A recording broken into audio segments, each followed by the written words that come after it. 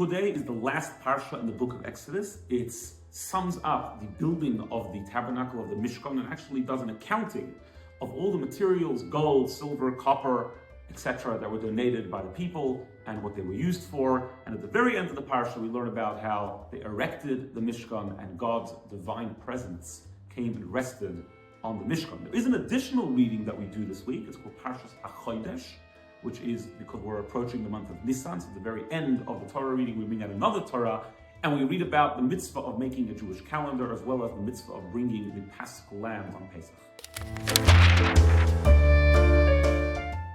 A mitzvah from the Parsha. So the truth is, there's no actually explicit mitzvah in the Parsha, but there is a mitzvah in the extra Parsha which we read, and that is to establish a Jewish calendar. It's actually the very first mitzvah given to the Jewish people, to have a calendar based on the moon. So when there's a new moon, that makes the new month. It's a lunar calendar, and the Jewish calendar is vital for all the festivals, for the Jewish year. So in order for that to happen, we have the mitzvah of a Jewish calendar.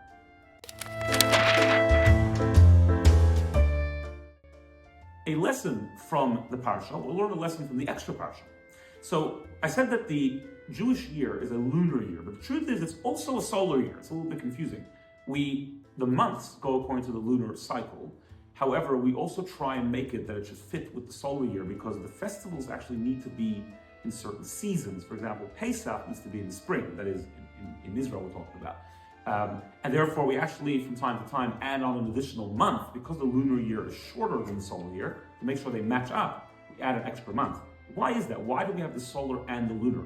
So the commentaries explain on a deeper level that the solar, the sun represents consistency. The sun is the same every day, rises, it sets. It represents the concept of consistency. The moon, on the other hand, waxes and wanes. That's how the calendar works. The new month is established when there's a new moon, and it grows, and then it gets smaller. And the idea is that in life and in our service to God, we have to have both. On the one hand, we have to be consistent. We have to be committed. We have to be committed to our value system. We have to have our system of laws are set in stone. On the other hand, we need to be like the moon. We need to have inspiration. Sometimes we need to add new things, a new insight, a new depth that we didn't know until now, that brings inspiration, and that goes up and goes down sometimes as well, but then always comes back up in the new month.